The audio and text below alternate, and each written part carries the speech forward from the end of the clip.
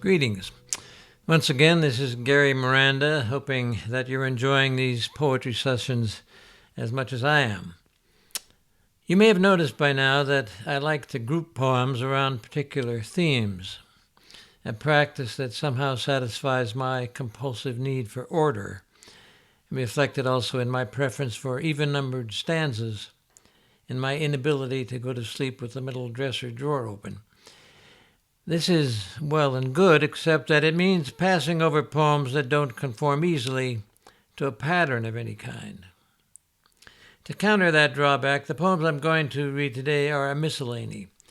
The only thing they have in common is that they are all from my first book, Listeners at the Breathing Place, which won the Princeton Contemporary Poetry Series competition back when it was judged by Theodore Weiss and was published by Princeton University Press. This first poem, called Amtrak, was composed on a train trip I took from Boston to New York to pick up a prize that I'd won from the Poetry Society of America. The award ceremony was to take place at the Plaza Hotel and was a rather posh event, so much so that I had rented a tuxedo for the occasion. On the train, I put the tuxedo on the seat beside me, and during the trip I managed to spill coffee on it. So when I got to New York, the first thing I did was to seek out a place that could launder my tuxedo. As luck would have it, I found one on Fifth Avenue, whose marquee boasted in large red letters, "Same-Day Cleaners."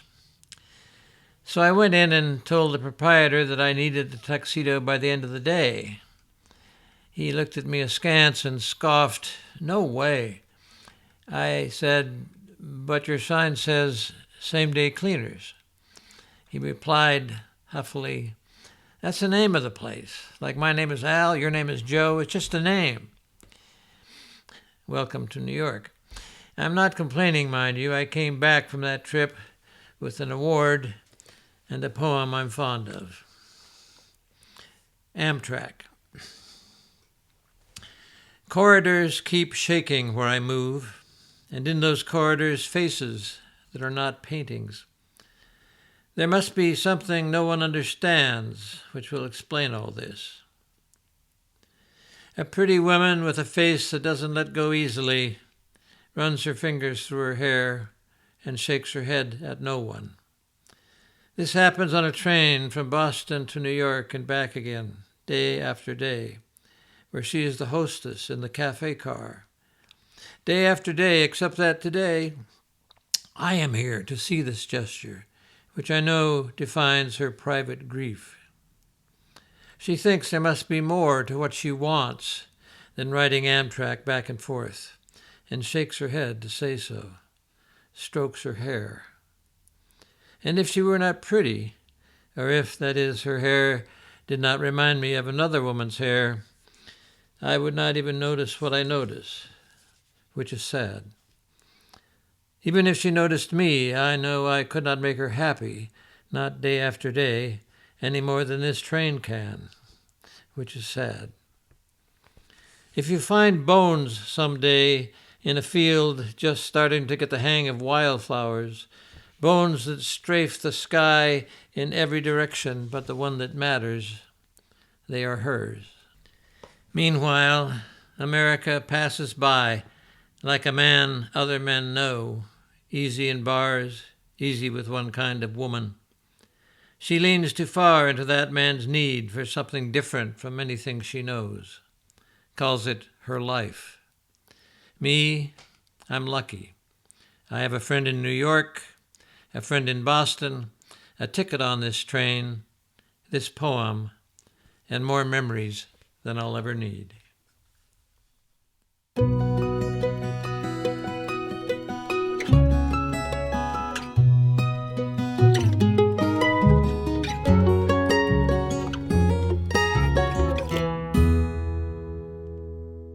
If you read enough of my poems, you'll notice that an inordinate number of people in my poems end up underwater. Drowning is a surefire trigger of mine. The most notable example is the poem from my first book called "For 23 Young Girls Who Drowned Off the Island of Crete." As soon as I learned of the event on which that poem is based, I knew I would have to write a poem about it. This next poem, called Survivor, is based on an incident in which a friend of mine, to whom the poem is dedicated, almost drowned. I was aware by this time that my preoccupation with drowning dated back to the incident I mentioned earlier, in which my brother Ron threatened to drown himself in the bathtub. But in the case of Survivor, I had read this poem many times until one day while I was reading it in public, I stopped in mid-sentence, shocked to see that there was a bathtub in it. The mind is a marvelous thing. I had somehow managed to commandeer an entire bathtub into a poem without noticing it. Survivor, for Conrad Kasarjan. If that was God, he was neither large nor particularly interested. He winked at me as though this were a joke, this dying. I have seen him more clearly in the groan at the far edge of love, caught in his hands like a child falling. The river was not a bathtub. This was not a joke. Everything slowed down, as in those movies at school, where buds burst to flowers in a second. Like those movies, but run in slow motion. That is, normal. But not for those movies normal. It is a hard thing to explain, but somehow the river seemed to be stuck, like a record moving at its usual speed, and nothing happening except the same sound over and over. I was the needle, waiting for someone to come and fix me. How long would it take them to notice?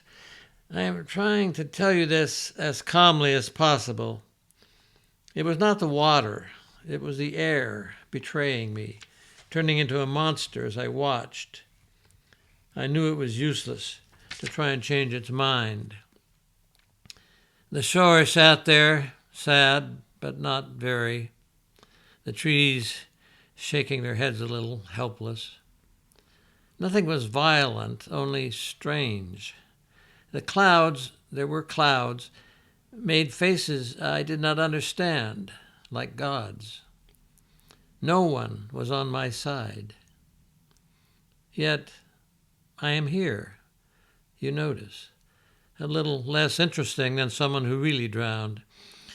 Whatever intervened loved me, I think.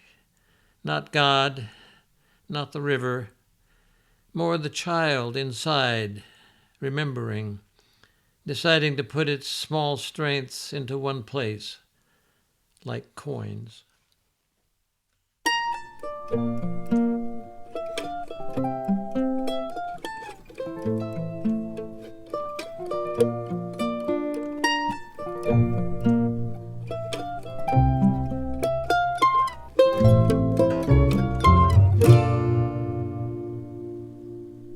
I said that these poems have nothing in common, but in fact this next poem, called Collision, is similar to the one I just read in that it involves a persona speaking to an imaginary audience about a traumatic experience. In the one case, a near drowning, and in the other, a traffic accident.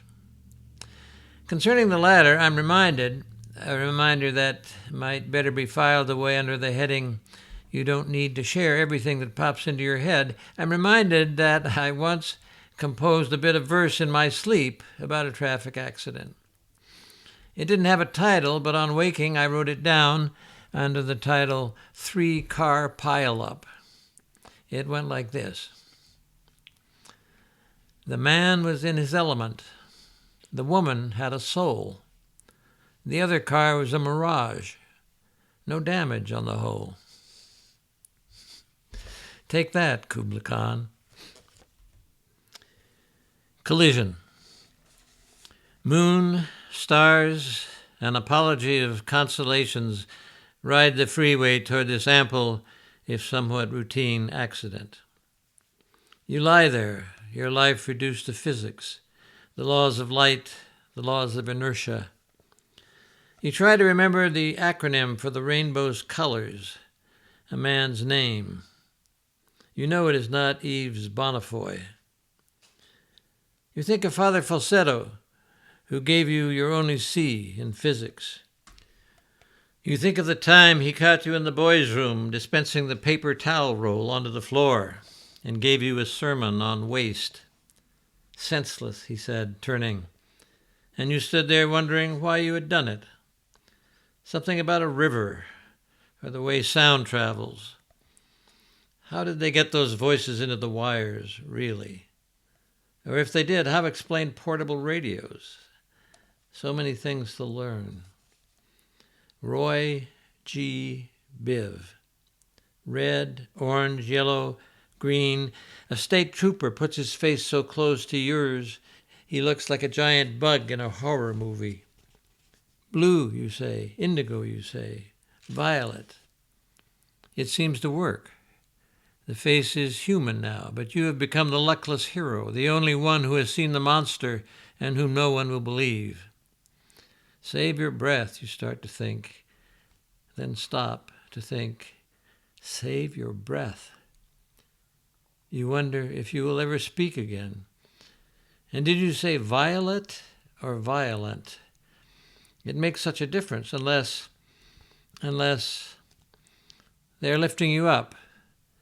Through the glare of headlights, or perhaps the backs of your eyelids, the moon, the stars collide in a metaphor for all you had wanted your life to be. Violet. Violent.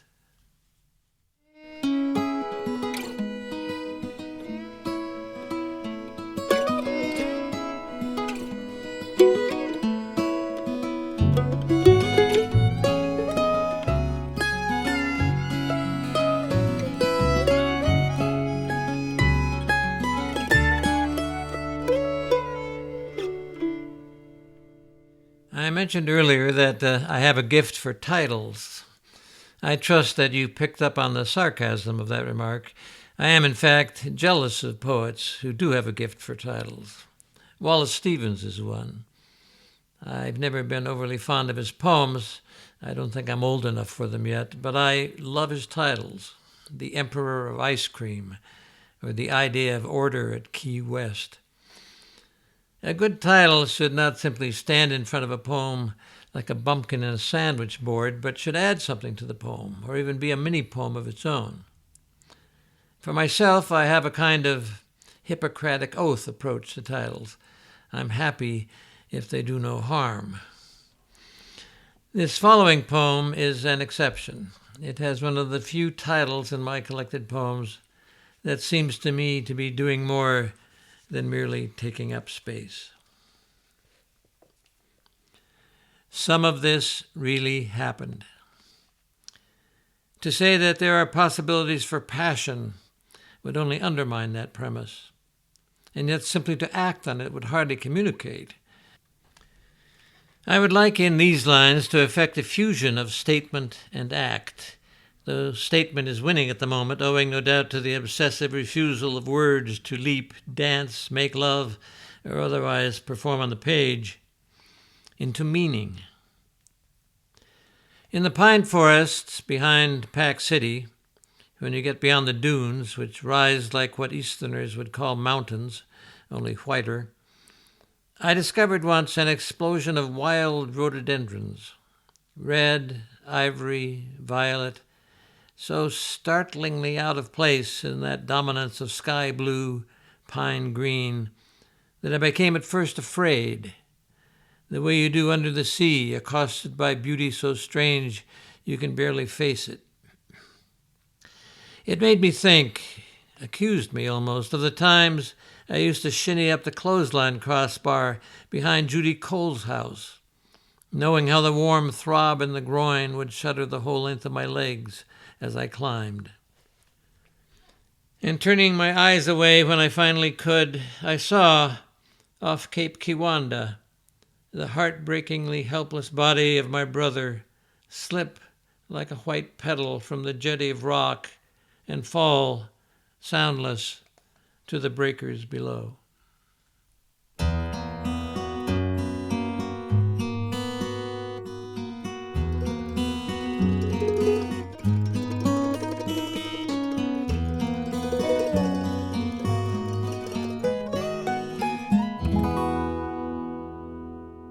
The final poem in this miscellany is called Boy Playing Kick the Can.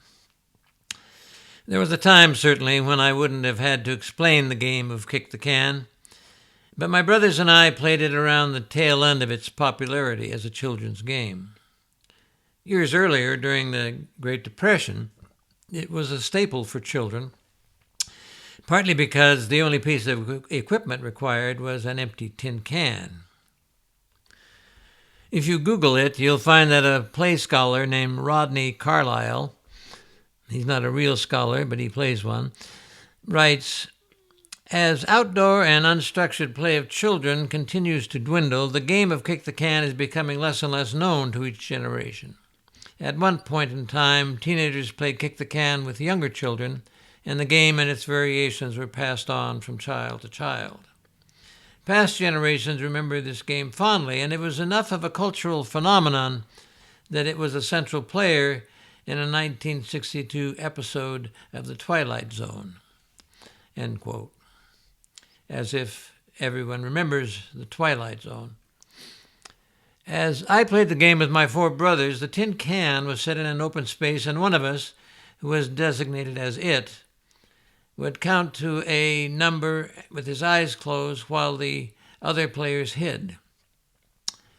When the it player was finished counting, he would open his eyes and begin to range away from the can, always trying to keep the distance from the can such that he could get back to it before any of the other boys could burst from their hiding places and kick the can. If the it boy beat you to the can, you were considered captured and put in a space designated as jail, to be released only if one of the other boys beat the it player to the can. If that didn't happen, then the it player would be the winner and someone else would take his place. This will sound strange, but it was while playing Kick the Can that I first recognized and identified with a spirit that abides in trees. In the poem, it's an oak tree. I sensed and gradually learned that trees, before they're cut down and made into pulpits, could, by their example, teach me things about how to live my life, and that I could, if I chose, come back and check myself against their wisdom, the way you might check whether a table you're building is true by reading the small bubble on a level. I would call the spirit that abides in trees God, except that that word has been co-opted by charlatans and worse, and so I have an aversion to it. Here's the poem. Boy Playing Kick the Can. Stock upright behind the trunk of the oak, he has grafted himself to the tree as far as he's concerned, and is not concerned with the world behind him that has no eyes and is no threat. Like the man who left his wife for a day and stayed away for 20 years, our boy's a sure bet for endurance. The shouts of his playmates, making their bids for the can and winning or losing, are facts from a different plane from the one he moves, or rather stands still on. He has mastered the art of detachment and cannot be governed by time's unsubtle tricks. If the sun goes down, if his mother calls and calls, he will hug this oak with his shoulder like Pyramus at the wall, untroubled, faithful. This silence sets him apart, and if he breathes at all, it is only as loud as the sound of the oak tree growing. What the plant is by an act not its own, that thou must make thyself to become, as Coleridge says. And he does. He is taking root as the summer evening noises, muffled dog barks, horns from a distant freeway, float his way like a quiet breeze and ruffle the leaves of his hair, but very gently. Until next time, this is Gary Miranda saying with Theodore Rethke, wake the happy words.